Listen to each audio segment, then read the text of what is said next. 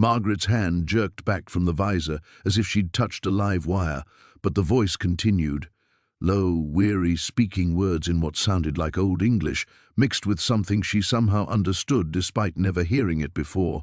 Please, do not flee. I have waited so very long for gentle touch. Frank grabbed her shoulder, pulling her away from the towering figure. Maggie, we need to leave. Now. His voice carried the authority of 40 years working for the Postal Service. The tone he'd used when dogs got aggressive or when weather turned dangerous. But Margaret couldn't move.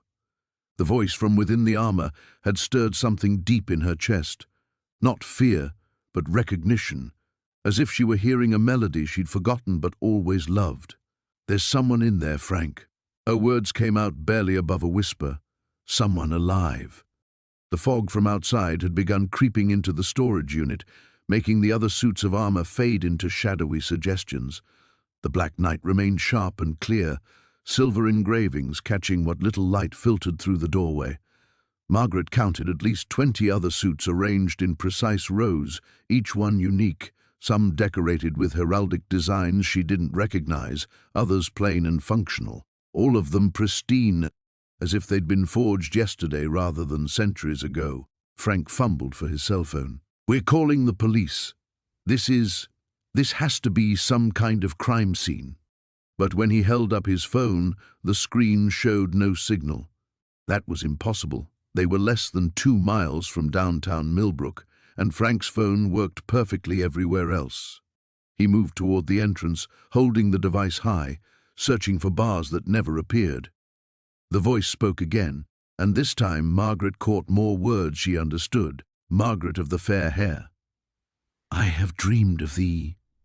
Ice formed in her stomach. She hadn't introduced herself. The unit's previous owner had died months ago. Harold Grimsby, the estate sale notice had said. A recluse with no family, whose belongings had been abandoned when the storage fees went unpaid. There was no way anyone inside this armor could know her name. How do you know who I am? She asked, surprising herself by stepping closer rather than backing away. Frank stopped trying to get a signal and stared at her. Don't talk to it, Maggie.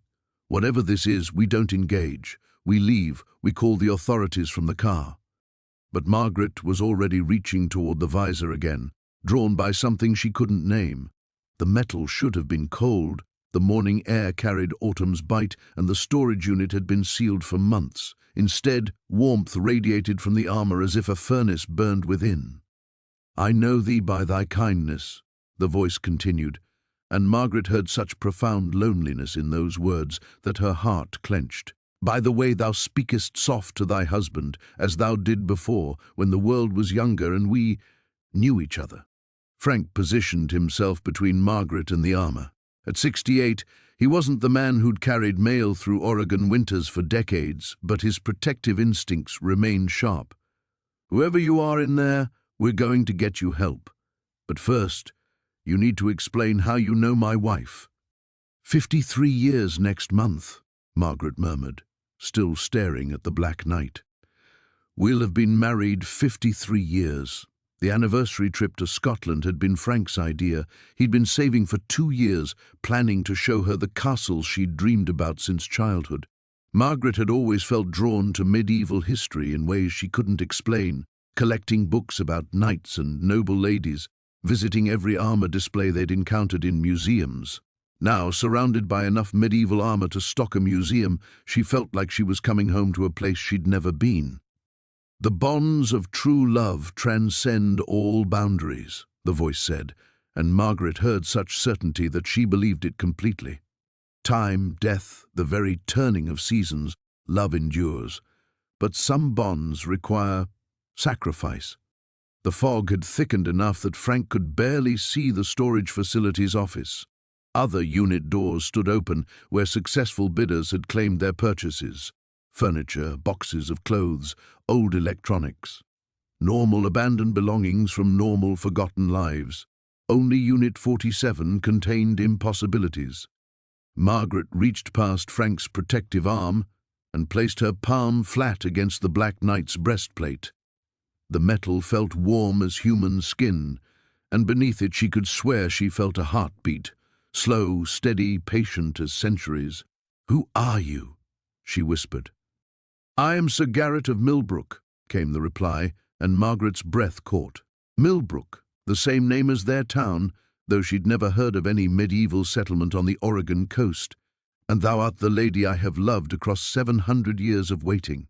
Frank grabbed her hand, pulling it away from the armor. "We're leaving, right now." But as they backed toward the storage unit's entrance, Margaret heard something that made her stop completely. The sound of metal moving against metal, as if the knight were turning his head to watch her go. The sound of metal scraping against metal followed them all the way to their car. Frank's hands shook as he fumbled with the keys, dropping them twice before managing to unlock the Honda Civic they'd driven for 8 years. Margaret slid into the passenger seat without a word, her palm still tingling where she'd touched the knight's breastplate. In the rearview mirror she could see the storage facility disappearing into fog, but she swore she could still feel those unseen eyes watching from Unit 47. "We're going straight to the police station," Frank said, his voice tight with the kind of control he'd used during Margaret's mother's final illness, calm on the surface, barely containing panic underneath. But Margaret found herself saying, "What if we waited, just until tomorrow, to think about this properly?" Frank stared at her across the car's interior, and she saw something she'd rarely seen in 53 years of marriage: fear. Not of the impossible thing they'd just encountered, but of her. Of the way she'd reached toward the armor instead of backing away. The way she'd spoken to the voice as if it were an old friend rather than a stranger trapped in metal. "Maggie, there's someone imprisoned in there. We have a moral obligation." "Do we?" The words surprised her as much as they surprised Frank. What if calling the police makes things worse? What if they can't help? Frank started the engine without answering, but Margaret caught him glancing at her every few seconds as they drove home to Seaview Lane. Their house sat on a bluff overlooking the Pacific, a modest 2-bedroom they'd bought when Frank retired from the Postal Service and Margaret finished her 35 years teaching 4th grade.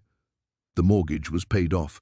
The garden Frank tended produced vegetables year-round, and their savings account contained enough for comfortable years ahead. It was the life they'd planned since their 20s, quiet, predictable, safe.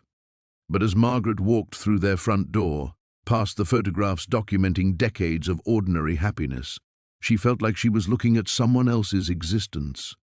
The kitchen where she baked bread every Tuesday seemed too small. The living room where they watched evening news felt suffocating.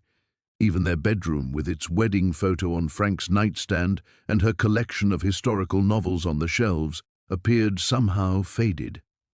Frank made coffee with the methodical precision he brought to everything, measuring grounds, setting the timer, arranging cups on saucers Margaret's sister had given them for their 20th anniversary.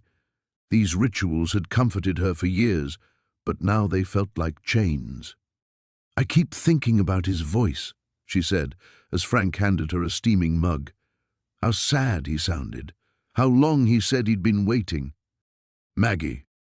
Frank settled into his recliner, the same spot he'd occupied for evening conversations since they'd moved here. "People don't live for 700 years. People don't get trapped inside medieval armor. What we heard was either someone playing an elaborate hoax or someone very sick who needs professional help." Margaret curled up on the sofa where she'd read thousands of books, most of them about places and times far from Millbrook, Oregon. But what if it wasn't a hoax? What if there are things in this world we don't understand? Like what? Magic? Frank's tone carried the gentle condescension he'd used when their neighbor claimed to see UFOs, or when Margaret had wondered aloud about past lives after watching a documentary. "Honey, we're retired school teachers. We believe in facts, evidence, rational explanations." The afternoon stretched between them, filled with silence and the distant sound of waves against the rocks below their house. Margaret tried to read, a romance novel about a woman who discovers her connection to a medieval Scottish castle, but the words blurred together. She kept thinking about the warmth of the armor, the certainty in Sir Garrett's voice when he'd called her the lady he'd loved across centuries. Frank worked in his garden, methodically harvesting the last tomatoes of the season, but she caught him watching her through the kitchen window. When he came inside for dinner, dirt under his fingernails and concern creasing his forehead, Margaret realized they were both waiting for the other to suggest returning to Unit 47. "I called Jerry Morrison," Frank said, as they ate the salmon he'd grilled on their back deck. Jerry had been Frank's supervisor at the post office, a practical man who'd dealt with every kind of crisis. Asked him hypothetically what he'd do if he found someone in an unusual situation who might need help. What did he say? "Call the authorities immediately. Don't try to handle it ourselves." Frank met her eyes across their small dining table. "We're not equipped for whatever this is, Maggie. We're just two people who wanted to buy some furniture and maybe find a few antiques." But even as he spoke, Margaret felt the pull of Unit 47 like gravity, invisible, constant, impossible to ignore. Somewhere in the fog-wrapped storage facility, Sir Garrett waited in his metal prison, and she was the only person in 700 years who'd heard his voice. Margaret lay awake all night, staring at the ceiling, while Frank's steady breathing filled their bedroom. Each time she closed her eyes, she heard that voice, Margaret of the fair hair, speaking her name with such intimate familiarity that her chest ached. At 3 in the morning, she gave up on sleep and padded to the kitchen, where she made tea and stood at the window overlooking the fog-shrouded Pacific. The phone rang at 7:30, just as Frank was pouring his first cup of coffee. "Mrs. Holloway?" The voice was young, female, slightly breathless. "This is Jessica Chen from Pacific Storage Solutions. I'm calling about Unit 47. Margaret's hand tightened on her teacup. Frank was already reaching for the phone, but she shook her head and activated the speaker. "What about it?" "Well, this is unusual, but we've had some complaints from other customers. They're saying they heard sounds coming from your unit last night. Voices. Like someone was trapped inside?" Jessica's professional tone wavered. "I know it sounds crazy, but 3 different people called the emergency line. Our night security guard did a walkthrough around midnight and said he heard it too."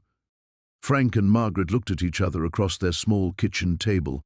The morning light streaming through their windows seemed suddenly inadequate, as if the fog outside was pressing against the glass, trying to seep in. "What kind of sounds?" Margaret asked, surprising herself with how steady her voice remained. "Calling out, like someone in distress. The guard said it sounded like someone was crying." Jessica paused, and Margaret heard papers shuffling. "Mrs. Holloway, I hate to ask this, but is there any chance someone could be hiding in that unit? Because if there is, we need to call the police immediately." Margaret felt the moment crystallizing around her, a choice point as sharp and clear as the edge of a sword. She could tell Jessica about Sir Garrett, could let Frank call the authorities, could step back into the safe, rational world they'd inhabited for 68 years. The smart choice, the sane choice. Instead, she heard herself saying, "We'll come check it out this morning. Make sure everything's secure." Frank stared at her with an expression she'd never seen before. Not anger, not confusion, but something deeper. Recognition, maybe. As if he was seeing a part of her that had been hidden for decades. "Are you sure?" Jessica pressed. "Because I could have our maintenance team." "No." Margaret's voice carried a firmness that reminded her of the teacher she'd been, the woman who'd commanded classrooms full of 9-year-olds for 35 years. "We'll handle it. Thank you for calling." She hung up before Jessica could protest. Frank set down his coffee cup with the careful precision he used when he was fighting to maintain control. "Maggie, what are you doing?" "I don't know." The honesty surprised her. She'd built her life on knowing her lesson plans, knowing their budget, knowing exactly what Frank needed when he came home exhausted from his mail route. "But I can't stop thinking about him, about how alone he sounded. It's not our responsibility to—" "What if it is?" Margaret stood, pacing to the window where she could see Millbrook's morning fog beginning to lift. "What if we found that storage unit for a reason? What if this is something that's supposed to happen? Frank's laugh held no humor. You sound like one of those romance novels you read. Life doesn't work that way, Maggie. There's no destiny, no cosmic plan. Just two people who stumbled into something way over their heads. But Margaret was remembering the way the armor had felt warm beneath her palm, the way Sir Garrett had spoken her name, as if he'd been waiting centuries just to say it again. The rational part of her mind, the part that had graded papers and balanced checkbooks and made sensible decisions for 7 decades, screamed that Frank was right. The other part, the part that had always wondered why she felt homesick for places she'd never been, why medieval history called to her with such intensity, why she'd dreamed of knights and castles since childhood, whispered that maybe some forms of logic transcended reason. "I'm going back," she said, the words falling into their kitchen like stones into still water. "With or without you." Frank's face went through a series of expressions: shock, frustration, fear, and finally, resignation. "Then I'm going with you. Because whatever's happening to you, whatever this thing is doing to your judgment, I'm not letting you face it alone." Margaret felt a rush of gratitude, so intense it brought tears to her eyes. After 53 years of marriage, Frank was still choosing her, even when her choices terrified him. An hour later, they were driving back through Millbrook's fog-wrapped streets toward Pacific Storage Solutions, where Unit 47 waited. Margaret's hands trembled as she watched the familiar buildings blur past, but beneath the fear ran something else: anticipation, as if she was finally moving towards something she'd been unconsciously seeking her entire life. Behind them, their quiet house on Seaview Lane grew smaller in the rearview mirror. The parking lot of Pacific Storage Solutions stretched before them like a grey ocean, dotted with the familiar islands of their Honda and 3 other vehicles. Margaret stared through the windshield at Unit 47's orange door, her courage evaporating with each passing second. In their kitchen, surrounded by the accumulated comfort of 53 years together, returning had felt inevitable.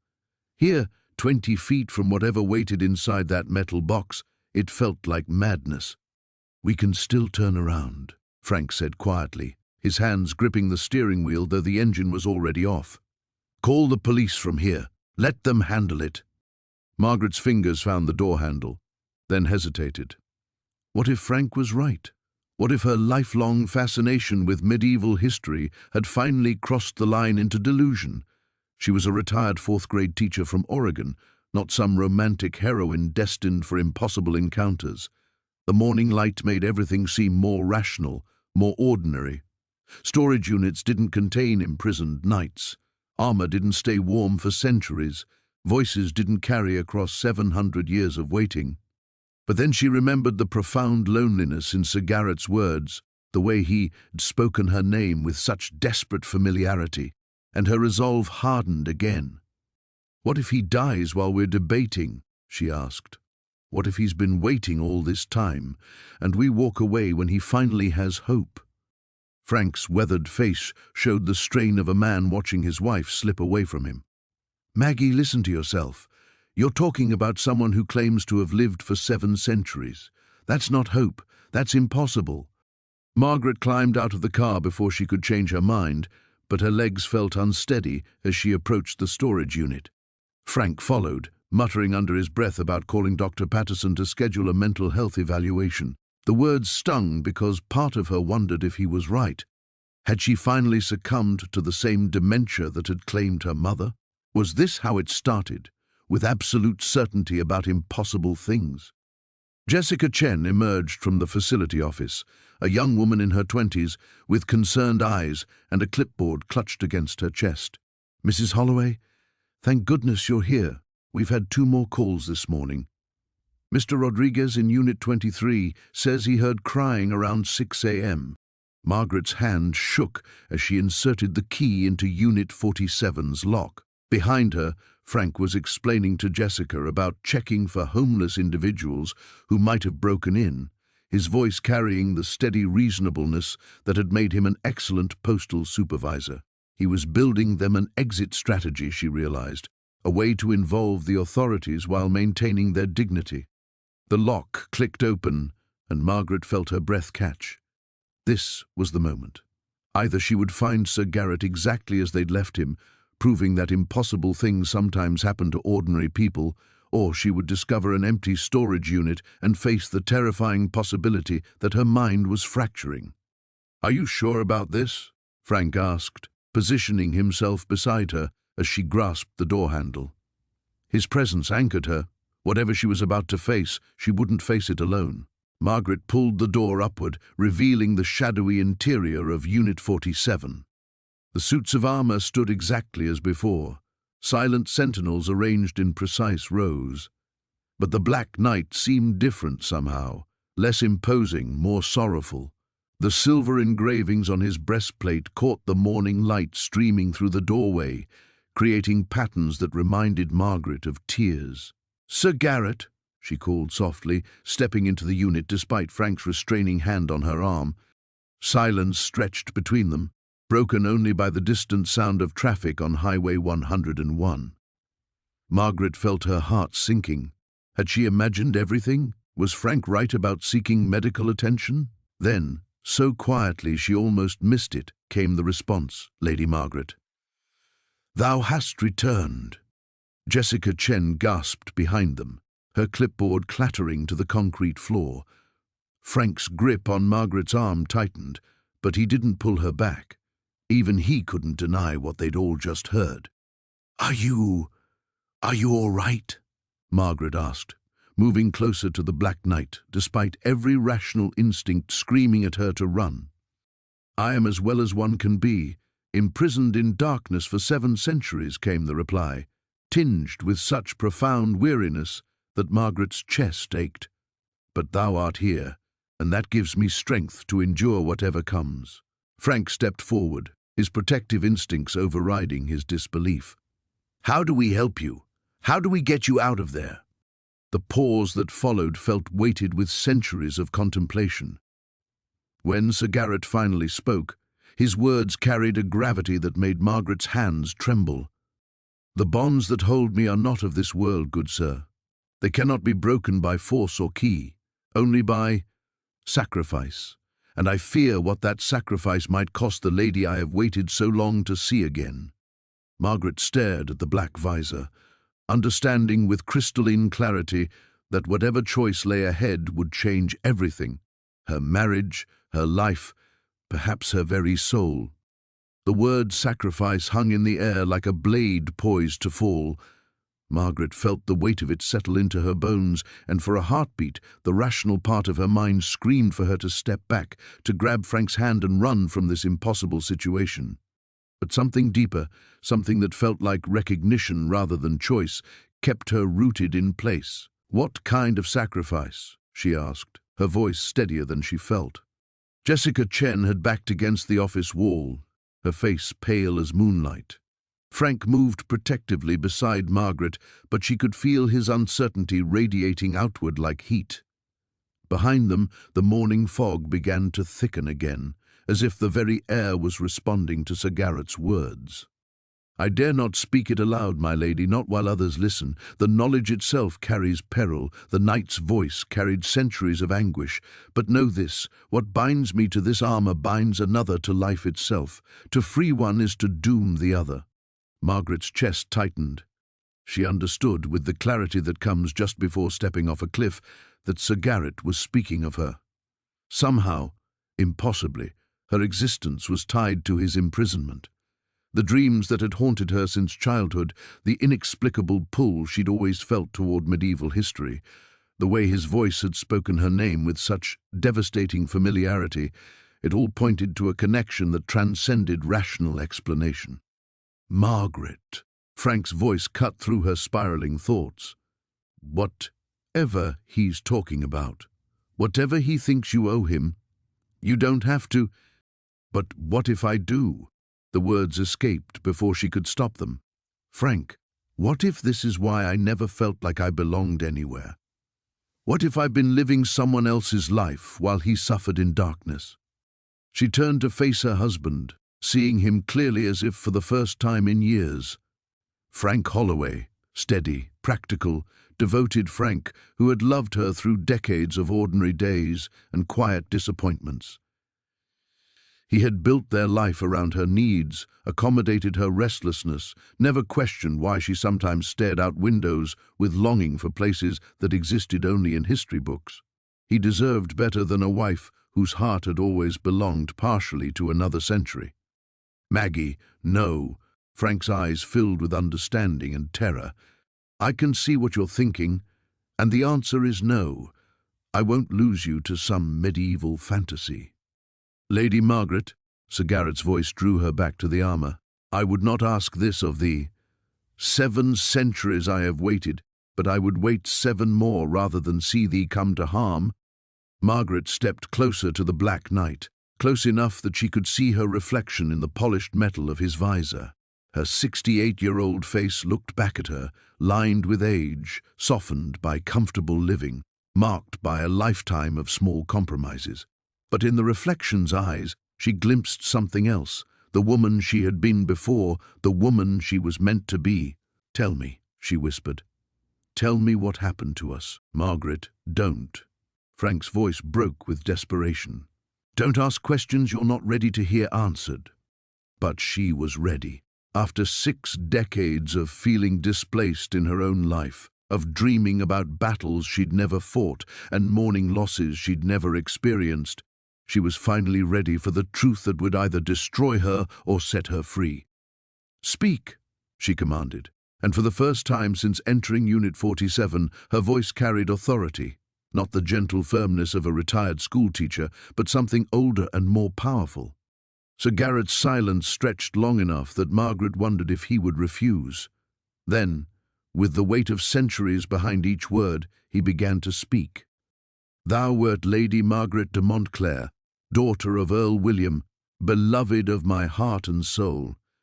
We were to wed on the first day of spring, but the siege came in winter's depths. I swore an oath to protect thee, sealed it with magic darker than I understood.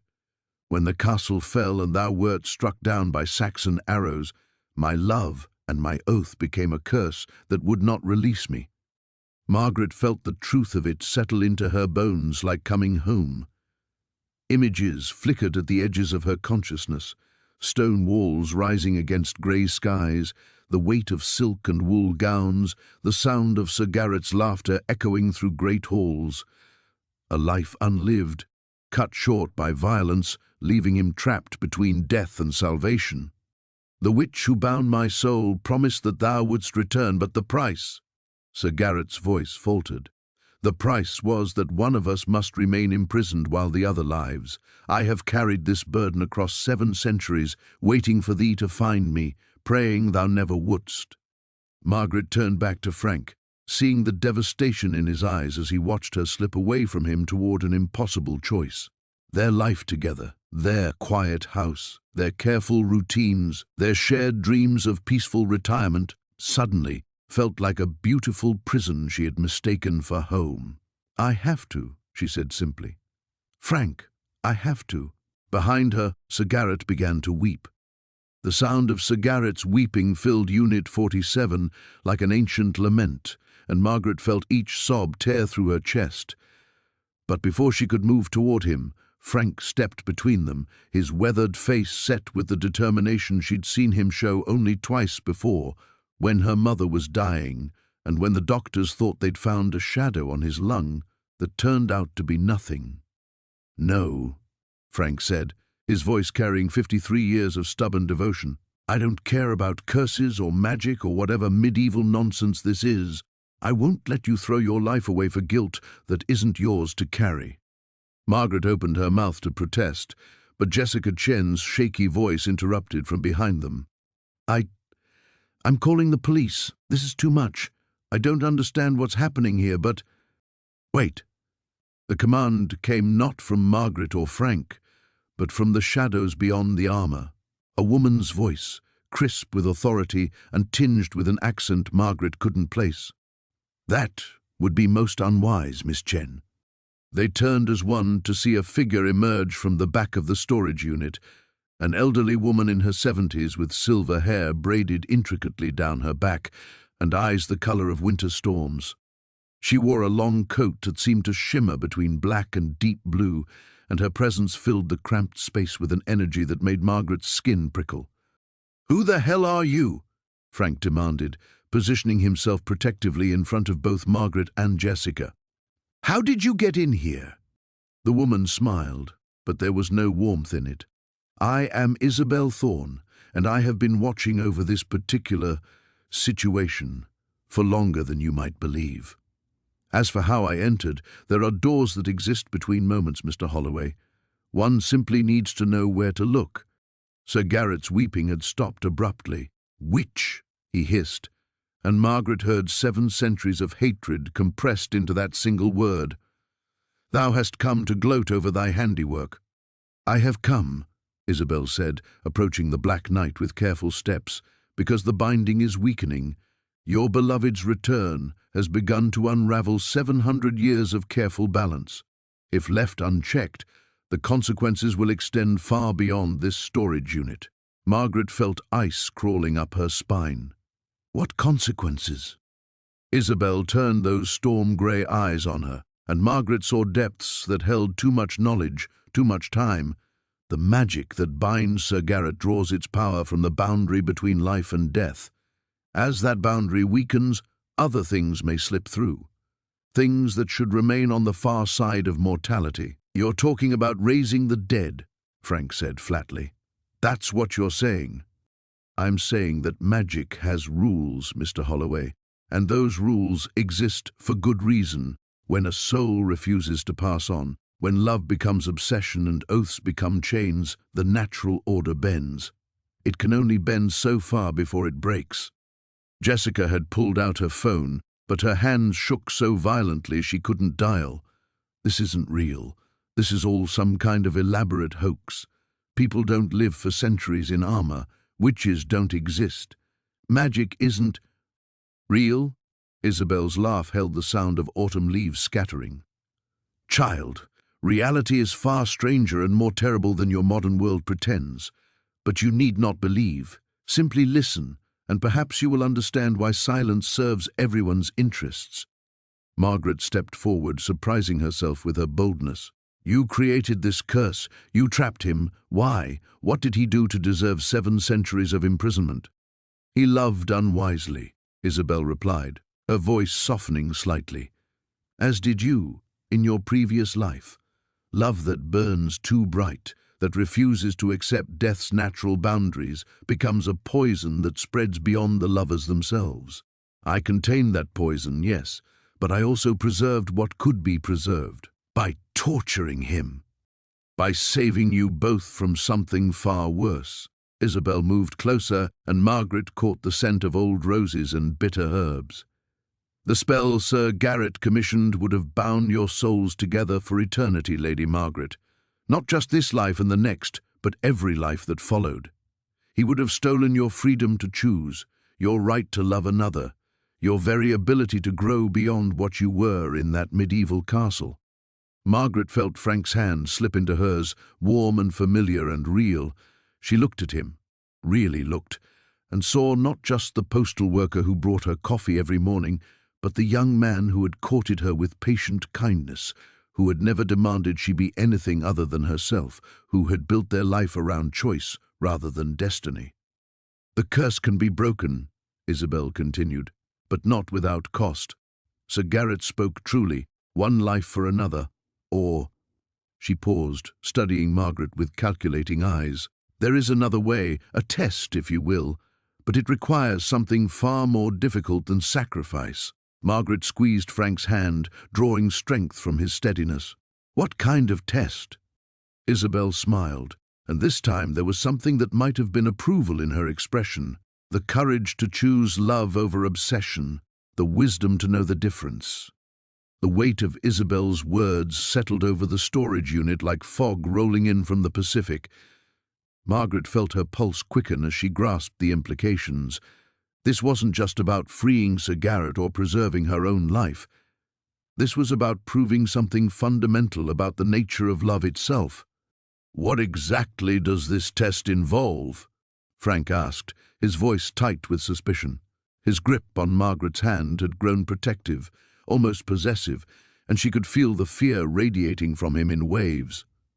Isabel circled the Black Knight slowly, her fingers trailing along the other suits of armor as she moved. Each piece of metal seemed to hum at her touch, creating an eerie symphony that made Jessica whimper and press herself harder against the wall. "Sir Garrett must choose," Isabel said finally. "He has held fast to his obsession for 7 centuries, believing that his love justifies any cost, any suffering, his own or others. He must prove that he can release Lady Margaret willingly, knowing she belongs to another life now, another love." Her gaze shifted to Frank with something like respect, a love built on choice rather than destiny. "And if he fails the test?" Margaret asked, though part of her dreaded the answer. "Then the curse strengthens, the boundary between life and death continues to weaken, and eventually," Isabel's expression darkened, "eventually, this coastal town will become a gateway for things that should remain buried. The dead will not rest easy when magic this old begins to unravel." Sir Garrett's voice emerged from the armor, hollow with centuries of anguish. "What thou askest is beyond my power to give. She is my heart's blood, my soul's anchor. To release her is to accept an eternity of emptiness." Margaret felt her own heart fracturing as she heard the raw desperation in his words. How could she ask him to let go when she understood with devastating clarity that their connection transcended anything she'd ever experienced? The dreams, the longing, the sense of incompleteness that had shadowed her entire life. It all made sense now. She had been living as half a person, while the other half waited in darkness. But then she looked at Frank, really looked at him, and saw the man who had chosen her every single day for 53 years. Not because of some magical compulsion or ancient oath, but because he had decided over and over again that she was worth loving. The lines around his eyes spoke of countless mornings when he'd brought her coffee in bed. The calluses on his hands told stories of weekend projects undertaken simply because they would make her smile. His love hadn't been written in the stars or sealed with blood magic. It had been built moment by moment, choice by choice, through the patient accumulation of ordinary devotions. "Sir Garrett," she said, stepping closer to the Black Knight despite Frank's restraining hand. "Look at what we've become. Look at what this obsession has cost us both." "Maggie, don't," Frank began, but she cut him off with a gentle shake of her head. "I have to say this, Frank, for all of us." She turned back to the armor, seeing her reflection fractured across its polished surface. "Sir Garrett, you speak of love, but what kind of love condemns its object to a lifetime of emptiness? What kind of love steals choice?" The silence that followed felt charged with electricity. Margaret could hear Jessica's rapid breathing behind her, Frank's quiet murmur of what might have been a prayer, the distant sound of seagulls calling over Millbrook's harbor. "I lived 68 years feeling incomplete," Margaret continued, her voice growing stronger. 68 years of dreams about a life I couldn't remember, of longing for something I couldn't name. But I also lived 68 years of real love with a man who never asked me to be anyone other than myself. That matters, Sir Garrett. That means something." Frank's hand tightened in hers, and she felt his surprise and gratitude flow between them like a current. Isabel watched the exchange with growing interest, as if witnessing an experiment whose outcome remained uncertain. "The test requires more than words," the witch said softly. "It requires action. Sir Garrett must actively choose to sever the connection between you, knowing that doing so will free him from the armor, but also condemn him to face his 7-century accumulation of grief all at once. It may destroy him entirely." Margaret felt the blood drain from her face. Even in offering freedom, the choice carried its own terrible cost. "And if I refuse?" Sir Garrett asked. "Then we all wait," Isabel replied, "and watch this town slowly transform into something from your darkest nightmares. The choice is yours, Sir Knight. Love or obsession, release or possession.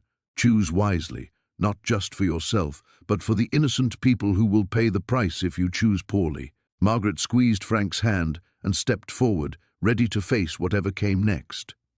The air in Unit 47 grew thick as syrup, pressing against Margaret's lungs with each labored breath. She could feel the weight of centuries bearing down on all of them. 700 years of accumulated longing, grief, and magical energy that seemed to pulse through the very walls of the storage facility. "I choose," Sir Garrett said, his voice barely above a whisper. "I choose freedom." The words had barely left his lips when the Black Knight's armor began to convulse violently. The metal plates rattled and screeched as if being torn apart by invisible hands, and a sound emerged from within, not quite human, not quite animal, but something far worse than either. It was the sound of a soul being flayed alive. Margaret lunged forward instinctively, but Frank caught her arm. "Maggie, no! You don't know what will happen if you touch him now." The other suits of armor began to resonate in sympathy, creating a cacophony of metallic wails that sent Jessica scrambling for the exit. But when she reached the roll-up door, her hands passed through the metal as if it were made of mist. She was trapped, and the look of pure terror on her face made Margaret's stomach lurch. "The boundary is dissolving," Isabel called over the din, her voice strangely calm despite the chaos erupting around them. "The magic is fighting the release. This is what I warned you about. Love this old, this deep, does not surrender easily." Sir Garrett's anguish filled the air like a living thing, and Margaret felt it clawing at her chest, trying to burrow into her heart. The dreams she'd carried for 68 years suddenly blazed to life with devastating clarity. She could see it all now. The castle under siege, arrows flying like deadly rain, Sir Garrett's face twisted with grief as he knelt beside her dying body. The witch's bargain, sealed with blood and desperation. The centuries of waiting, hoping, praying for a reunion that could only end in destruction. But she could also see Frank, not as he was now, but as he had been throughout their marriage. Frank holding her hand in the delivery room when their first child was stillborn. Frank painting their kitchen yellow because she'd mentioned once that it reminded her of sunshine. Frank learning to garden because she loved flowers, even though his back ached for days after every planting session. Frank choosing her, again and again, not because fate demanded it, but because his heart willed it. "He's dying," she whispered, watching the Black Knight writhe in agony. "The grief is killing him." 7 centuries of accumulated sorrow experienced all at once, Isabel confirmed. Few souls could survive such an assault. But this is the only way to break the connection without destroying you both permanently. Margaret felt something crack inside her chest, not her heart breaking, but something deeper. The invisible cord that had bound her to Sir Garrett across time and death was stretching, fraying, beginning to snap. Each moment brought a strange mix of relief and loss, as if she were saying goodbye to a limb she'd never known she possessed. Frank's grip on her arm tightened. "Maggie, talk to me. What's happening to you?" She turned to look at her husband, and for the first time in their entire marriage, she saw him without the veil of longing that had always clouded her vision. No medieval shadows, no dreams of another life, no sense that she was settling for second best. Just Frank, wonderful, patient, devoted Frank, who had loved her wholly while she had only ever loved him with half her heart. "I'm remembering who I really am," she said, and the words came out steady despite the chaos around them. "Not who I was 700 years ago, but who I chose to become." The sound from Sir Garrett's armor was weakening now, becoming more human, more broken. Margaret could hear him weeping, not the restrained grief of a medieval knight, but the raw, ugly sobs of a man finally allowing himself to mourn. The other suits of armor had gone silent, and even Jessica had stopped trying to escape, watching with horrified fascination as centuries of magic began to unravel before their eyes. "It's working," Isabel said, and there was genuine surprise in her voice. "The connection is breaking cleanly. I confess, I did not expect him to find the strength." Margaret felt the final threads of the curse snap like overstretched rope. The sensation was jarring, not painful exactly, but disorienting, as if she'd suddenly lost the ability to hear a frequency that had been humming in her ears her entire life. The dreams, the longing, the persistent sense of incompleteness that had shaped her for 68 years simply ended. In the sudden silence that followed, Sir Garrett's armor split along invisible seams, falling away like discarded chrysalis. What emerged was not the magnificent medieval knight Margaret had imagined, but a man who looked no older than 30, pale and trembling and utterly, devastatingly free. He looked at her once, his eyes holding 7 centuries of love and loss and gratitude, and whispered, "Thank you." Then he crumbled to dust, leaving nothing behind but empty armor and the echo of his final words. Margaret stood frozen, waiting to feel the devastation of losing him again. Instead, she felt Frank's hands slip into hers, warm and real and perfectly, wonderfully ordinary. Margaret stared at the empty armor, expecting grief to overwhelm her. Instead, she felt only a hollow numbness, as if the part of her soul that had carried Sir Garrett's memory for 68 years had been surgically removed. The silence in Unit 47 stretched unbearably until Frank's voice cut through it. "Is it over?" he asked, his words barely audible. Before anyone could answer, Jessica's scream shattered the quiet. She was pointing at the other suits of armor, which had begun to move, not the jerky, unnatural movements of the possessed, but the fluid motions of warriors awakening from a long sleep. "No," Isabel breathed, her composure cracking for the first time. "This shouldn't be happening." The curse was specific to Sir Garrett alone. One by one, the remaining suits of armor began to stand. Margaret counted them frantically, 12, 15, 20 knights rising from their centuries-long vigil. The air grew thick with the stench of decay and old magic, and she realized with dawning horror that these weren't empty shells like Sir Garrett's had become. These held something else entirely. "You broke the wrong binding," came a voice from the largest suit, a massive piece of plate armor decorated with ravens. The voice was cultured, educated, but carried an edge of malevolent amusement that made Margaret's skin crawl. Sir Garrett was never the source of the magic, merely its anchor. He held us back, the noble fool, kept us chained to this realm but unable to act. Frank pulled Margaret behind him as the armored figures advanced. "What are you talking about? Who are you?" "We are the Order of the Crimson Dawn," the Raven Knight replied, drawing a sword that gleamed with unnatural light. "Knights who chose a different path than our brother Garrett. Where he clung to love, we embraced darker passions. Where he sought reunion, we sought dominion." Isabel raised her hands, speaking words in a language that predated English, but the knights simply laughed. "Your binding held only while the anchor remained," the leader said. "Now we are free to complete what we began 7 centuries ago." "Which was what?" Margaret demanded, surprised by her own boldness. "The conquest of death itself. We learned, you see, that love was not the only force capable of transcending mortality. Hatred works just as well, if properly cultivated." The temperature in the storage unit dropped 20 degrees in an instant. Frost began forming on the walls, and Margaret could see her breath misting in the suddenly frigid air. Jessica collapsed either from terror or the supernatural cold, and Frank moved to help her while keeping his eyes on the approaching knights. "This is what you feared," Margaret said to Isabel, understanding flooding through her. "This is why you created the curse in the first place." "Sir Garrett's obsession was always the lesser evil," Isabel admitted, her voice tight with strain as she tried to maintain some kind of protective barrier around them.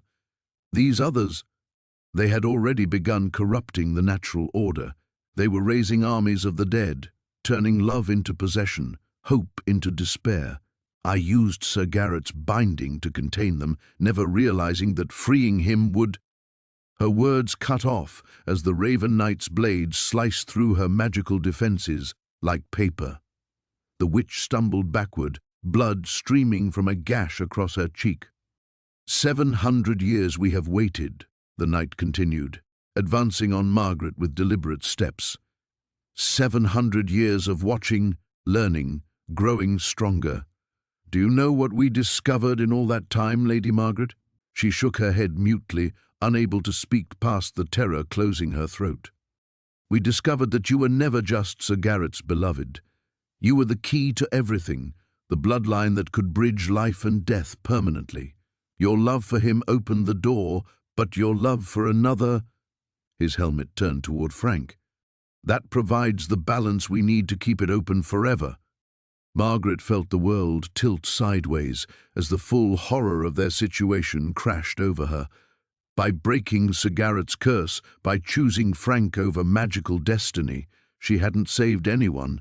She had simply given these creatures exactly what they needed to escape their supernatural prison. "Frank," she whispered, "I'm so sorry. This is all my fault."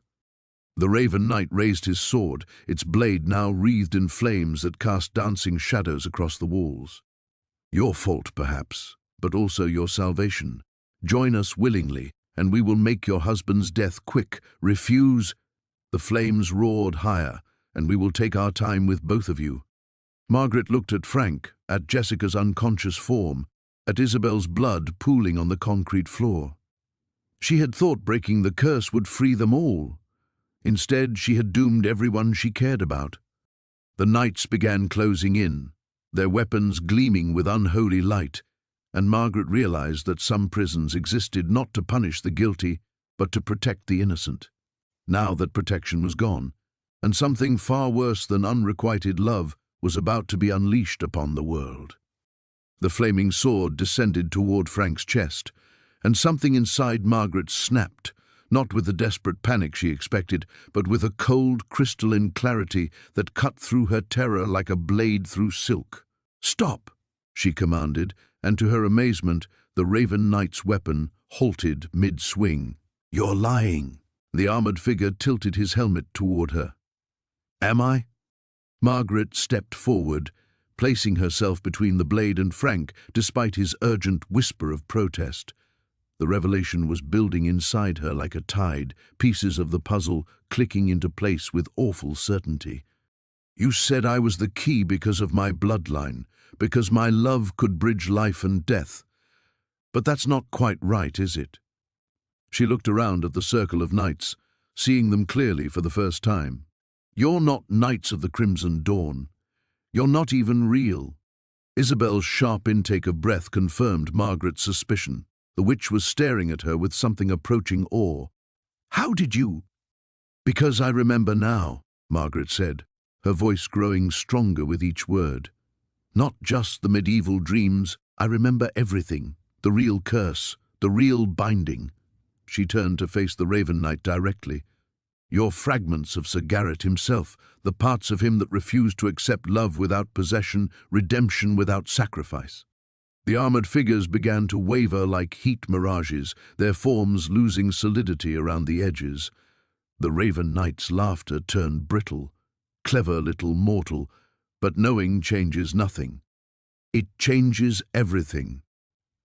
Margaret reached out and grasped Frank's hand, feeling his warmth anchor her to the present moment. Because the real revelation isn't about bloodlines or ancient magic, it's about choice. She could see it all now with devastating clarity, the true shape of the curse that had haunted her for 68 years. Isabel hadn't just bound Sir Garrett's soul to the armor, she had split him, separating his capacity for love from his need for control, his nobility from his obsession. The Order of the Crimson Dawn was nothing more than the shadow self that Sir Garrett had cast off when he chose to release her. "You never had the power to open a permanent gateway," Margaret continued, addressing the knights who were now flickering in and out of existence like dying light bulbs. "You were just the echo of his darker impulses, given form by 7 centuries of accumulated guilt and self-hatred. And you," she said, turning to Isabel, "you knew this would happen when you designed the test. You knew that freeing Sir Garrett would release these shadow fragments, and the only way to deal with them was for you to choose," Isabel finished quietly. "Not between Frank and Sir Garrett, but between love and possession, between accepting the past and being consumed by it." The storage unit was beginning to shift around them, the walls becoming transparent, revealing glimpses of a medieval stone chamber beyond. Margaret could see Sir Garrett standing in the space between worlds, whole now, but watching with infinite sadness as his shadow selves prepared for one final assault. "He's waiting," she whispered. He can't move on until I help him gather all the pieces of himself back together. Frank squeezed her hand. What do we have to do? The simple question, spoken with such absolute trust despite everything they'd endured, was like a key turning in a lock. Margaret felt the last of her uncertainty fall away. She had spent 68 years believing she was incomplete because part of her had been left behind in another life. But the truth was exactly the opposite. Sir Garrett was incomplete because he had never learned to love without trying to possess. We forgive him, she said simply. We forgive him, and we let him forgive himself. The Raven Knight raised his sword one final time, but now Margaret could see through the illusion to the truth beneath. It wasn't a weapon at all. It was Sir Garrett's hand, reaching across the centuries for absolution he had never believed he deserved. Margaret stepped forward and took the Shadow Knight's armored hand in both of hers. The metal was warm, almost alive, and she felt the tremor of 7 centuries' worth of accumulated pain running through it. I forgive you, she said, and meant it completely. I forgive you for loving too much and too possessively. I forgive you for not knowing how to let go. I forgive you for the curse that shaped my entire life. She looked up into the visor, where she could see Sir Garrett's eyes, finally at peace. And I thank you for teaching me the difference between obsession and devotion.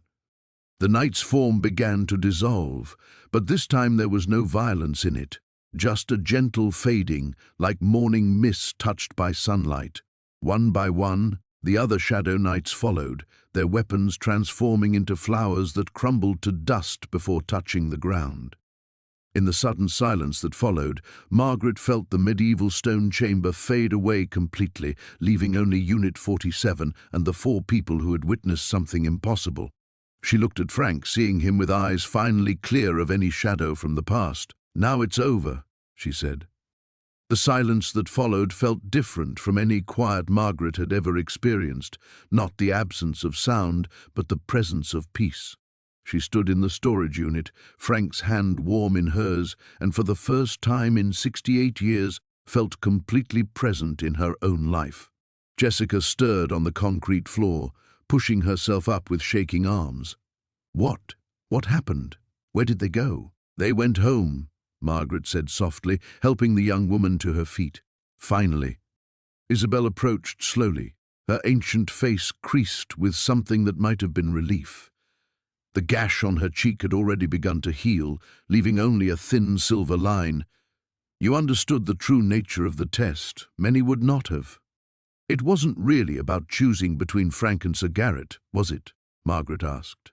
It was about understanding that love isn't something you possess. It's something you give freely. The witch nodded. 700 years ago, Sir Garrett's obsession with keeping you was so powerful it created its own reality. The curse fed on that possessive energy, growing stronger with each passing generation of your bloodline. You were the only one who could break it because you were the only one who could show him a different way to love. Frank cleared his throat, his voice rough with exhaustion. So what happens now? Is Margaret still connected to all of this? He gestured at the remaining suits of armor, which now stood empty and lifeless, nothing more than museum pieces. The connection is severed completely, Isabel assured him. The dreams, the longing, the sense of incompleteness, all of it ended when Sir Garrett found peace. Margaret is free to be entirely herself. Margaret tested the truth of those words, probing gently at the spaces in her mind where the medieval memories had lived. She found only quiet emptiness, like rooms that had been cleaned and aired out after long storage. The relief was overwhelming. But you're not powerless, Isabel continued, studying Margaret with eyes that seemed to see beyond the physical world. What you did here, the forgiveness you offered, the clarity you achieved, that came from strength you developed over 68 years of living fully despite the curse. That strength remains. What kind of strength? Jessica asked, still pale but clearly fascinated despite her terror. The kind that sees through illusion to truth.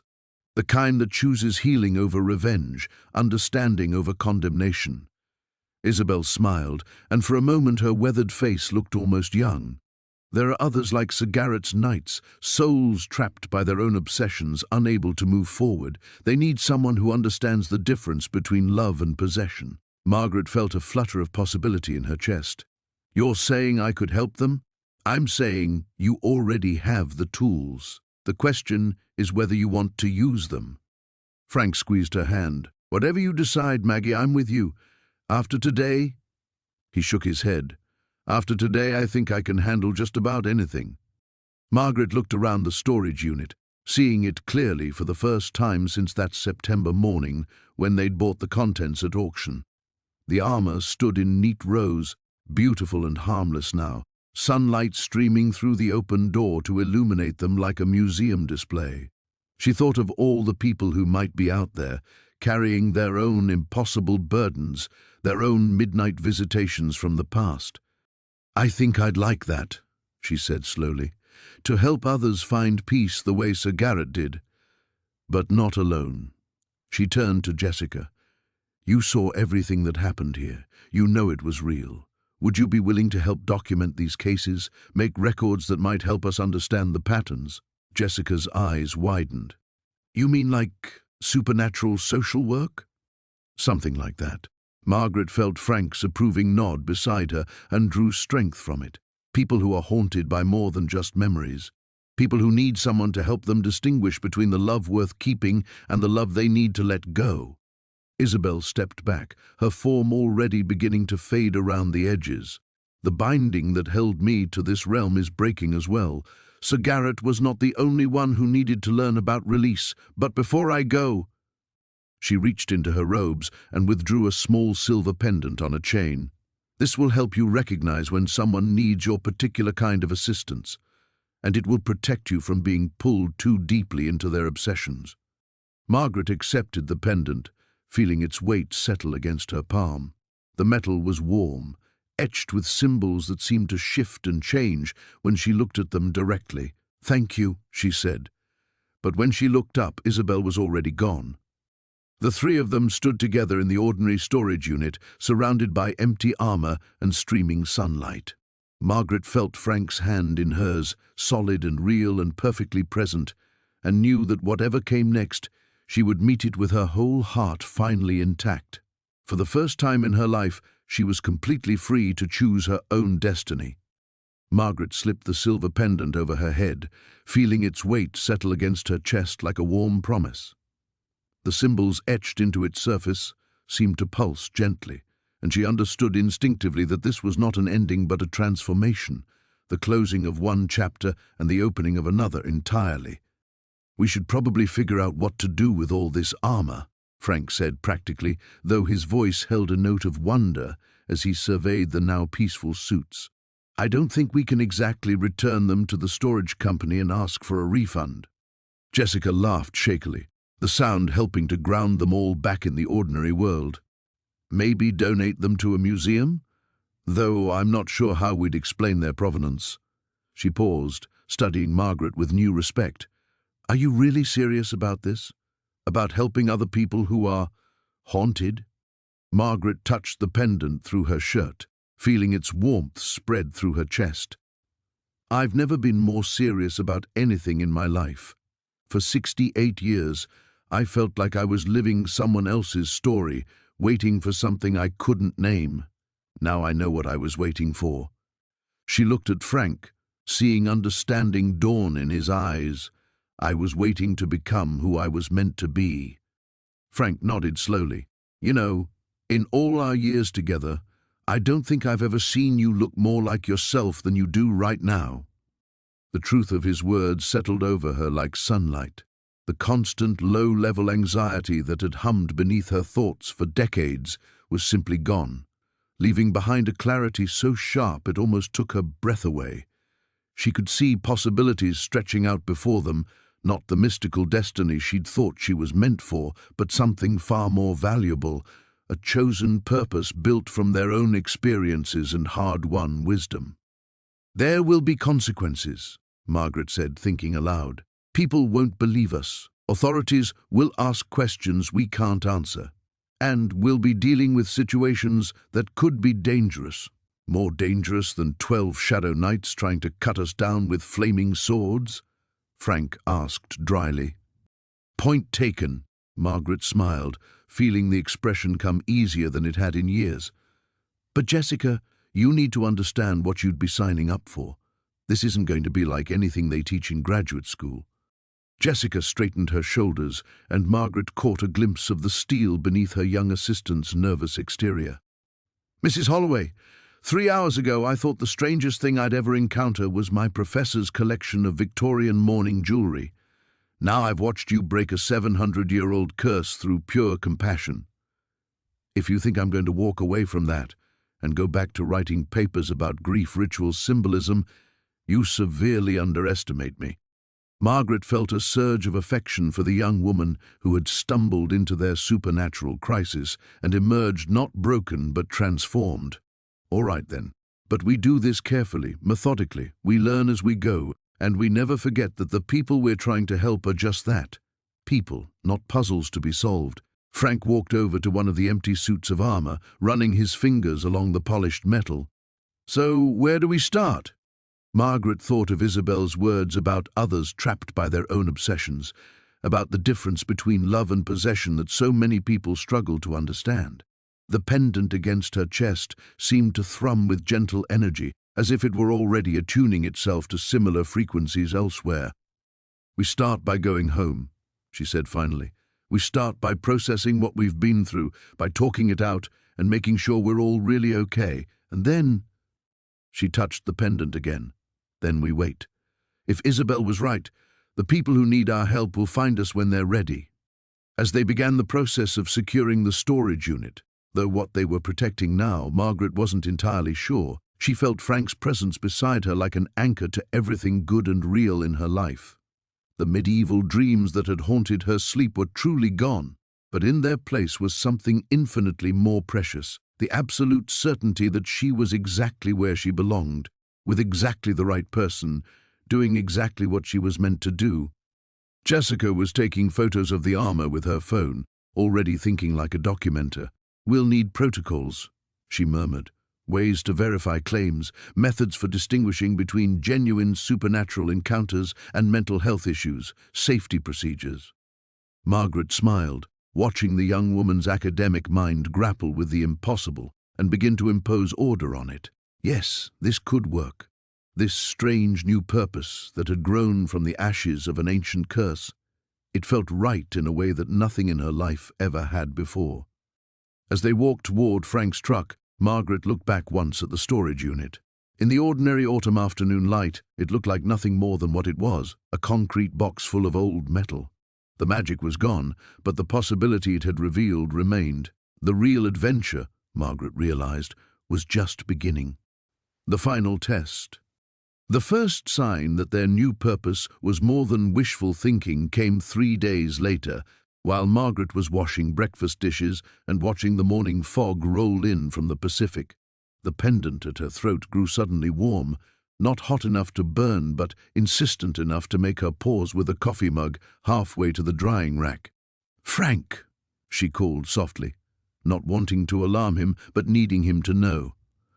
"I think it's starting." He appeared in the kitchen doorway, dish towel in hand, his expression shifting immediately from casual morning routine to alert readiness. In the 72 hours since they'd left the storage unit, they'd talked through everything that had happened until the supernatural elements felt as familiar as grocery lists. Frank had processed the impossible with the same methodical thoroughness he'd once brought to sorting mail routes. "The pendant?" he asked. Margaret nodded, pressing her hand to her chest. The warmth was spreading now, accompanied by something else, a gentle tugging sensation, as if she were a compass needle being drawn toward magnetic north. "Someone's coming. Someone who needs help." Jessica arrived 20 minutes later, slightly out of breath from hurrying over from her apartment near the university. She'd given them her number with strict instructions to call at any hour if something supernatural occurred. Margaret had expected the young woman's enthusiasm to fade once the immediate crisis passed, but if anything, Jessica seemed more committed to their strange new mission than ever. "Where?" Jessica asked simply, pulling out the notebook she'd begun carrying everywhere. She'd spent the past 3 days researching everything from medieval curses to modern paranormal investigation techniques, approaching their situation with the same scholarly rigor she brought to her academic work. "I don't know yet," Margaret admitted, but even as she spoke, the tugging sensation grew stronger, pointing her toward the front of the house. "But I think we're about to find out." The knock on their door came soft but urgent, the rhythm somehow conveying desperation despite its restraint. Margaret felt the pendant pulse once, then settle into a steady warmth that seemed to whisper, "This one, this person, this is why you're here." Frank reached the door first, his hand hovering over the lock as he glanced back at Margaret for confirmation. She nodded, feeling absolutely certain despite having no logical reason for that certainty. This was right. This was what they'd been preparing for. The woman on their doorstep appeared to be in her mid-30s, professionally dressed, but with the hollow-eyed exhaustion of someone who hadn't slept properly in weeks. Her dark hair was pulled back severely, and her hands shook slightly as she clutched a manila folder to her chest. "Are you Margaret Holloway?" she asked, her voice carefully controlled but threaded with barely contained desperation. "I know this sounds crazy, but I was told you might be able to help with unusual situations." Margaret stepped forward, the pendant's warmth flowing through her like gentle confidence. "Come in. What's your name?" "Dr. Sarah Chen. I'm a psychiatrist at Portland General." The woman followed them into the living room, her eyes darting nervously around the ordinary space as if she expected to see evidence of witchcraft. "I have a patient, had a patient, who told me about you before she—" Her voice caught. "Before she disappeared." Margaret settled into her favorite chair, gesturing for Dr. Chen to take the couch. Frank positioned himself nearby, not hovering but clearly ready to provide support, while Jessica sat cross-legged on the floor with her notebook open. It felt natural, this configuration, as if they'd been working as a team for years instead of days. "Tell us about your patient," Margaret said gently, recognizing the careful way Dr. Chen was holding herself together. "Her name is Amy Reeves, 28 years old, no history of mental illness until 6 months ago when she inherited her grandmother's house." Dr. Chen opened the folder with trembling fingers, revealing pages of handwritten notes and photocopied documents. She started having episodes, not hallucinations exactly, but experiences she couldn't explain. She said she kept finding rooms in the house arranged differently than she'd left them, smelling flowers that weren't there, hearing piano music from an instrument that had been removed decades ago. Margaret felt the pendant grow warmer, resonating with recognition. What did the grandmother's house mean to Amy? That's just it. Nothing, as far as anyone knew. Amy had barely met her grandmother, and the woman had been estranged from the family for 40 years. But Amy felt compelled to live in the house, said it felt like coming home even though she'd never been there before. Dr. Chen's professional composure began to crack. "I tried everything, medication, therapy, behavioral interventions. Nothing helped. If anything, her episodes got worse. And then she mentioned us," Frank said quietly. Dr. Chen nodded. 2 weeks ago, she came to our session talking about dreams of an old woman who told her to find Margaret Holloway in Millbrook. She said the woman in her dreams had silver hair and sad eyes, and she kept repeating that only someone who understood about love and letting go could help her. Margaret felt her breath catch. The description matched Isabel perfectly. "Where is Amy now?" Jessica asked, pen poised over her notebook. Dr. Chen's careful composure finally crumbled completely. "That's why I'm here. She disappeared from her grandmother's house 4 days ago. The police think she's having a psychotic break, but I know it's something else, something connected to that house and whatever her grandmother left behind." Margaret rose from her chair, the pendant now warm enough that she could feel its shape clearly against her skin. Everything they'd learned in the storage unit, about love versus obsession, about souls trapped by their own inability to let go, was about to be put to its first real test. "Dr. Chen," she said firmly, "we're going to help Amy. But I need you to understand that what we find might challenge everything you think you know about reality." The psychiatrist met her eyes with desperate hope. "Mrs. Holloway, after the last 6 months, I'm not sure I know anything about reality anymore." Margaret felt the pendant pulse against her chest as Dr. Chen led them up the overgrown walkway to Amy Reeves's inherited house. The Victorian structure loomed against the overcast Portland sky, its gabled windows like hollow eyes watching their approach. Paint peeled from the wraparound porch, and weeds choked what had once been carefully tended flower beds. But Margaret could sense something far more troubling than mere neglect: the house wash-hungry. "Amy's car is still here," Dr. Chen said, gesturing toward a small blue sedan parked askew in the driveway. "The police searched 3 days ago but found no signs of struggle, no indication where she might have gone. They think she wandered off during a psychotic episode."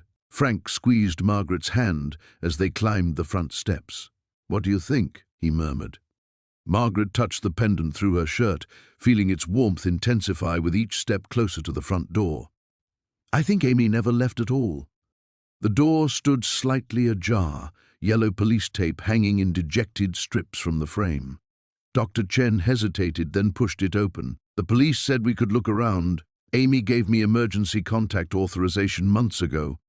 The moment Margaret crossed the threshold, the pendant blazed with sudden heat and the world tilted sideways.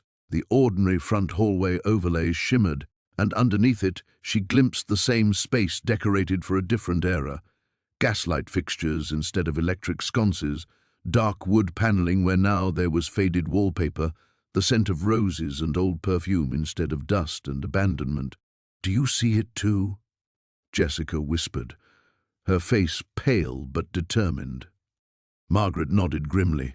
Two versions of the same house, existing in the same space, just like the storage unit, but stronger. She closed her eyes, letting the pendant guide her understanding. Someone's been holding on to this place for decades, keeping it frozen in time. They moved deeper into the house, following the warm pull of the pendant toward the back parlor. The overlapping realities grew more pronounced with each step. Furniture flickering between modern pieces and Victorian antiques, wallpaper shifting from cheerful yellow to deep burgundy damask, windows showing both the weedy backyard and a lush garden that had been torn out 40 years ago. In the parlor, they found her.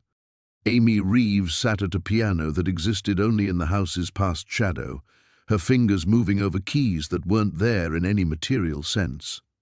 She wore a white nightgown that seemed to belong to the earlier era, her dark hair loose around her shoulders as she played a haunting melody that filled the air despite the lack of any actual instrument. But Amy wasn't alone.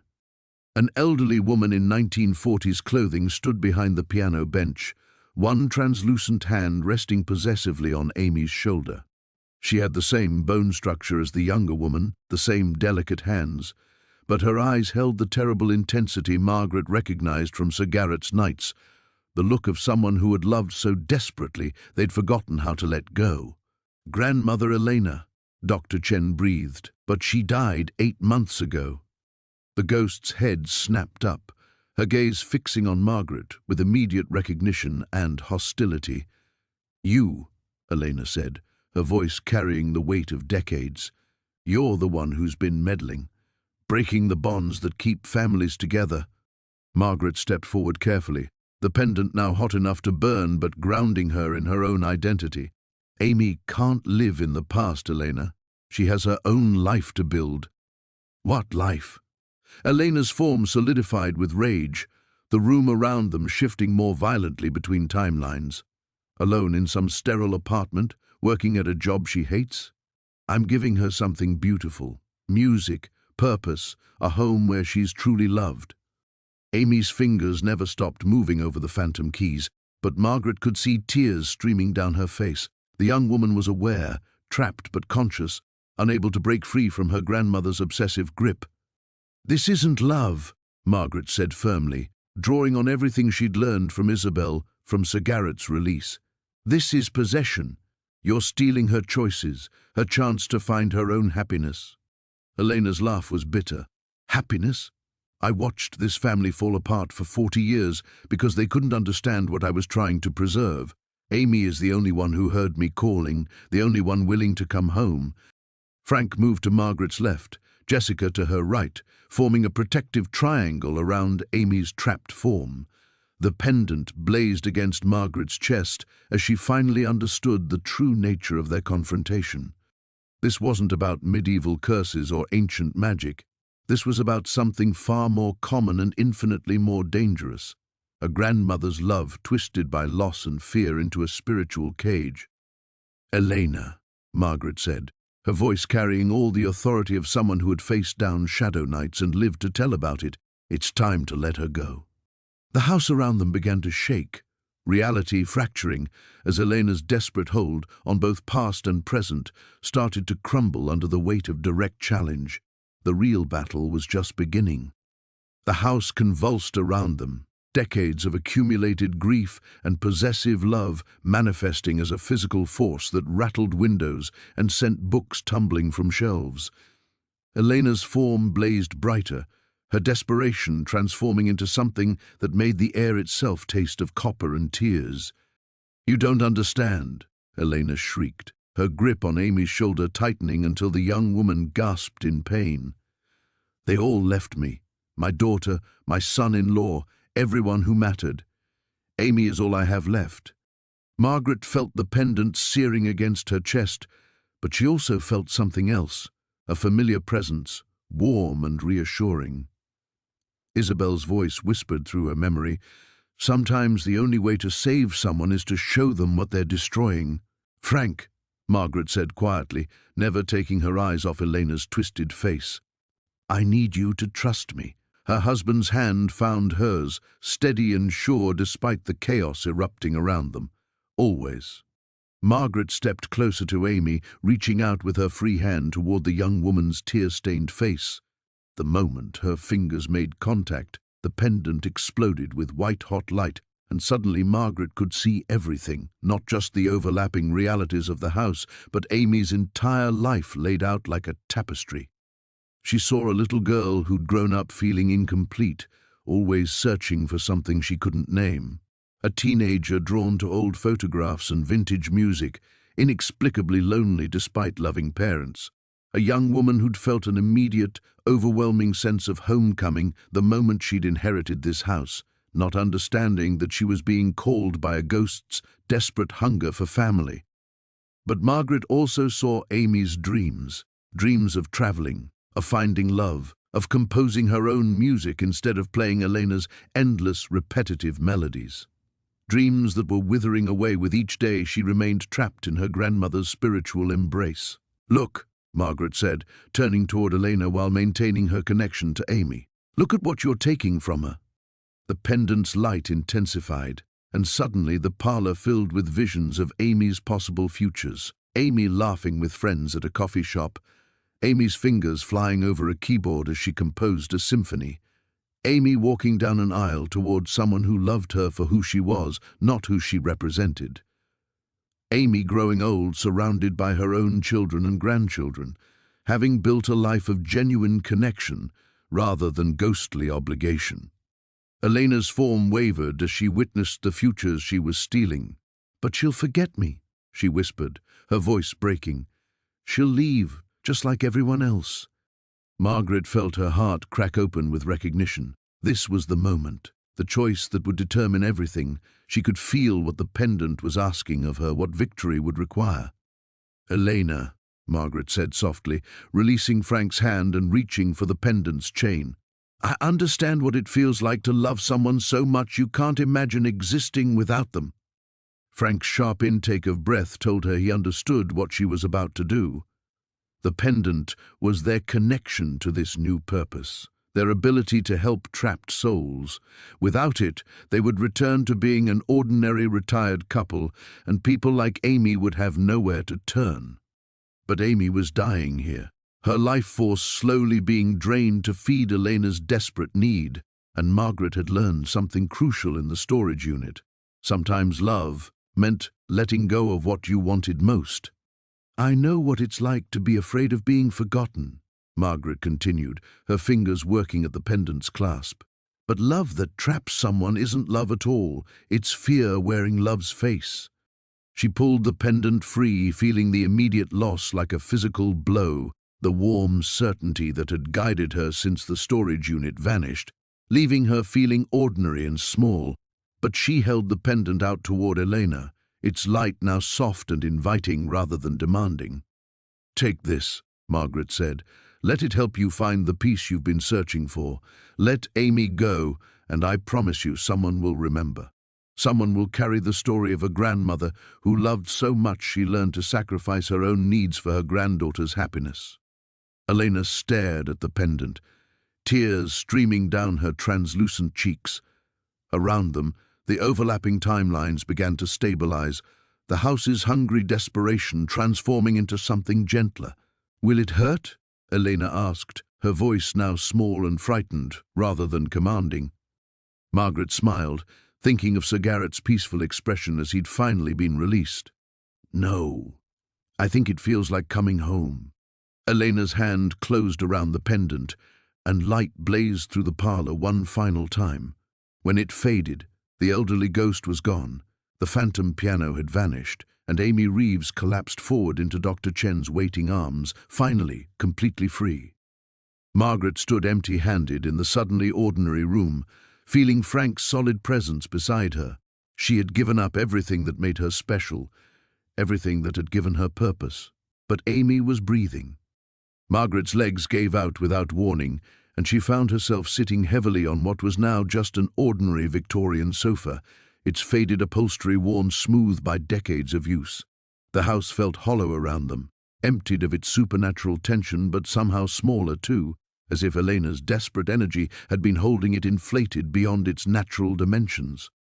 Amy lifted her head from Dr. Chen's shoulder, blinking in confusion as she took in the parlor's mundane reality. The walls were papered in cheerful yellow again. Morning light streamed through windows that showed only the weedy backyard, and the phantom piano had vanished completely, leaving nothing but dust motes dancing in the sunbeams. "I was playing," Amy said, her voice hoarse and uncertain. She flexed her fingers, staring at them as if they belonged to someone else. For so long, the music never stopped. 4 days, Dr. Chen said gently, smoothing Amy's tangled hair. "You've been missing for 4 days, but you're safe now." Frank knelt beside Margaret, his weathered face creased with concern. "How do you feel?" Margaret tested the question honestly, probing the space where the pendant's warm certainty had lived. She felt ordinary, tired. 67 years old and suddenly aware of every one of those years in her aching joints and the exhaustion pulling at her bones. The supernatural clarity was gone, leaving her wondering if she'd ever truly understood anything at all. "Empty," she admitted quietly. "But Amy's alive, so it was worth it." Jessica sat cross-legged on the floor, her notebook forgotten in her lap as she stared at the space where Elena had vanished. What happens to her now? Elena, I mean.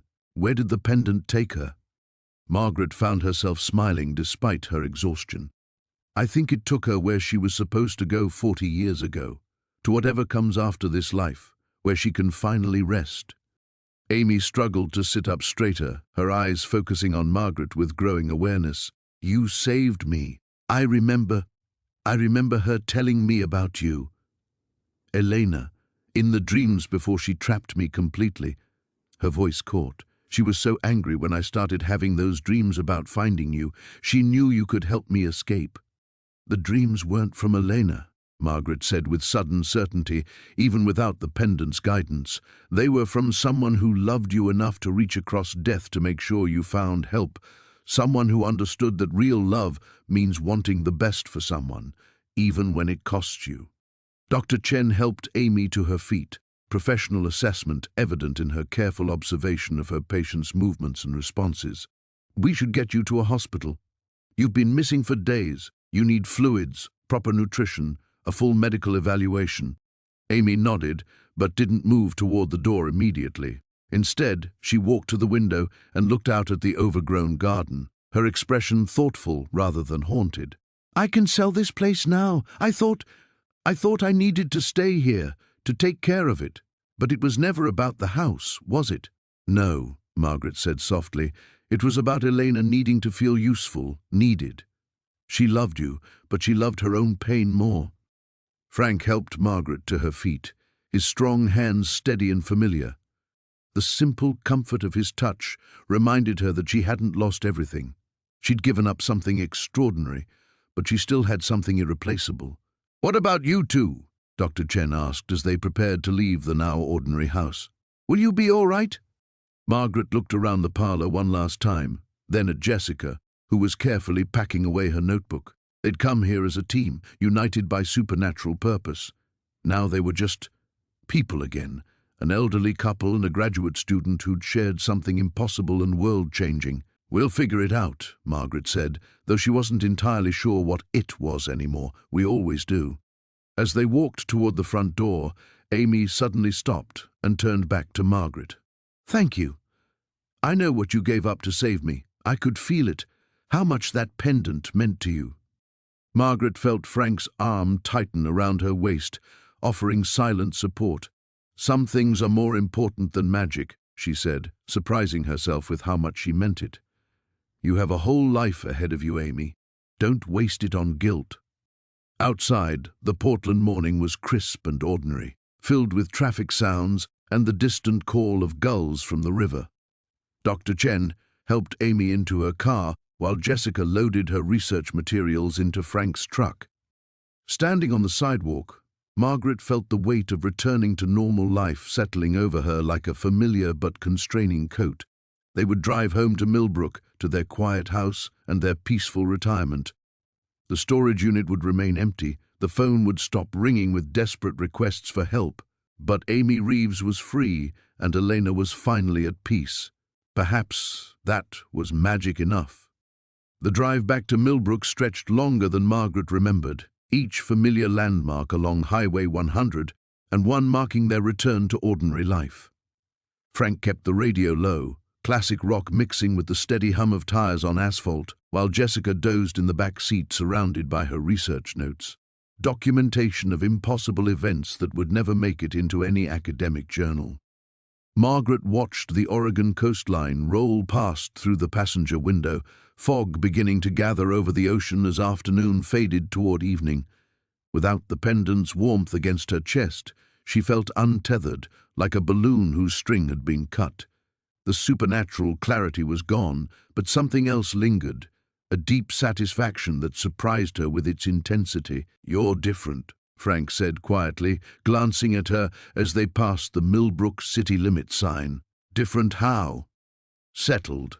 Like you found something you didn't know you were looking for." He paused, navigating the familiar streets toward their neighborhood. "I was terrified you were going to disappear into that world completely. Leave me behind." Margaret reached across the console to take his hand, noting how perfectly their fingers still fit together after 50 years. "I thought about it," she admitted. "When I first put on that pendant, felt what it could do. I thought maybe this was what I'd been waiting for my whole life. And now?" She squeezed his fingers, watching their house come into view, small and tidy, with Frank's carefully maintained garden, utterly normal and completely precious. "Now I know it was just something I needed to do, not who I needed to become."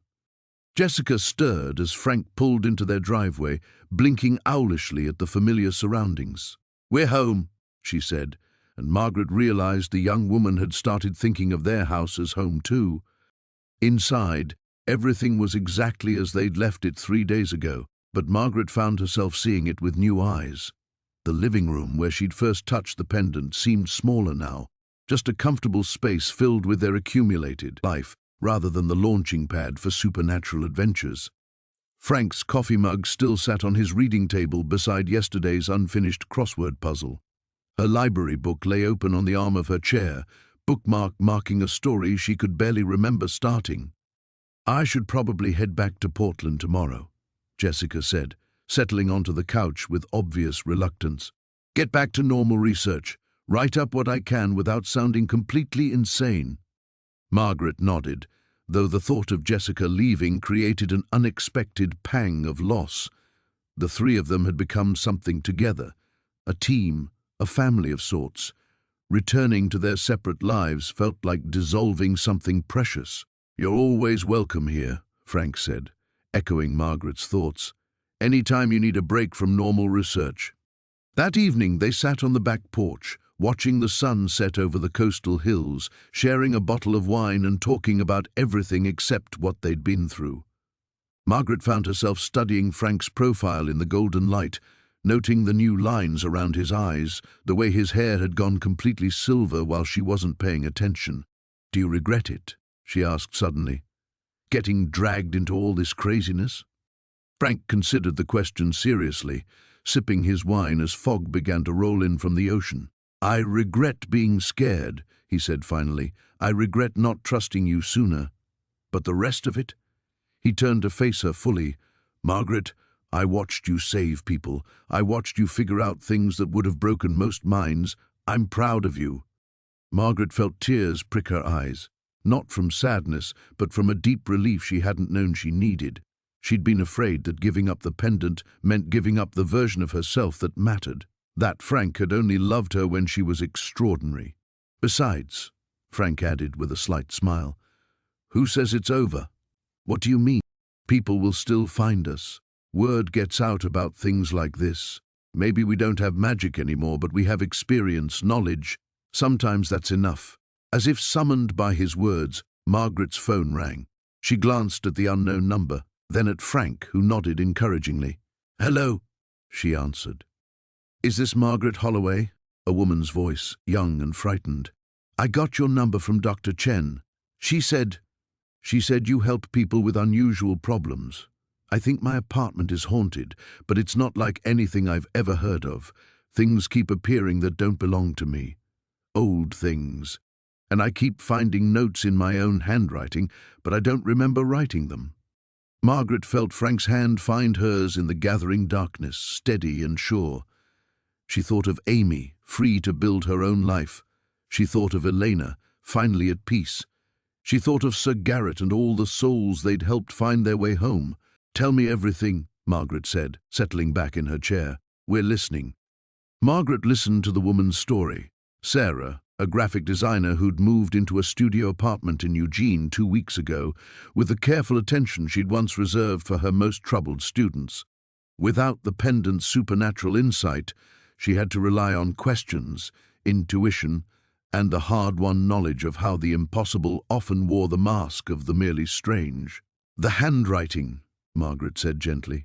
"Can you describe it? Is it definitely yours, or does it just look similar?" "It's mine, but different, like how I used to write in high school, before I switched to digital everything. And the notes always mention people I don't know. Yesterday I found one that said, 'Tell Mom about the recital,' but I never played an instrument." Frank leaned closer to the phone, his weathered face thoughtful. "Sarah, do you know anything about the previous tenant?" A long pause. "The landlord said she was young, my age. She died in a car accident about 6 months ago." "Why?" Margaret and Frank exchanged glances. Even without magical abilities, the pattern was becoming clear. Another lost soul, another person caught between worlds. But this time, Margaret would have to help using only her mind and heart. "We'd like to come see you," Margaret said. "Not tonight, tomorrow afternoon. Is that all right?" After Sarah hung up, promising to text her address, Margaret sat back in her porch chair and felt something unexpected, excitement. Not the intoxicating rush of supernatural power, but the quiet satisfaction of purpose rediscovered. "You miss it, don't you?" Jessica asked from the doorway. She'd been listening from inside, her academic curiosity clearly piqued by this new case. "The pendant, I mean, the certainty it gave you." Margaret considered the question honestly, watching fog roll across their small backyard like a living thing. "I miss feeling invincible. I miss knowing I could actually help instead of just hoping." She paused, feeling Frank's thumb trace across her knuckles. "But I don't miss the weight of it, the way it made everything else feel small." "So you're really going to keep doing this? Helping people without any magical backup? Why not? Frank said, surprising them both. We've learned things most people never will. We know what signs to look for, what questions to ask. And Margaret still has the most important tool, which is, she gives a damn, Frank said simply. That matters more than magic. Later, after Jessica had gone to bed in their guest room, Margaret and Frank sat in their own bedroom preparing for sleep with the comfortable rhythm of 50 years together. Margaret brushed her hair, now showing more silver than brown, while Frank set his reading glasses on the nightstand and wound their old alarm clock. "Are you scared?" she asked suddenly. "About going back into this without any protection?" Frank pulled back the covers and settled onto his side of their bed, the mattress dipping under his familiar weight. "Terrified," he admitted. "But I was terrified when you had the pendant too. At least now we're just people trying to help people. That feels manageable."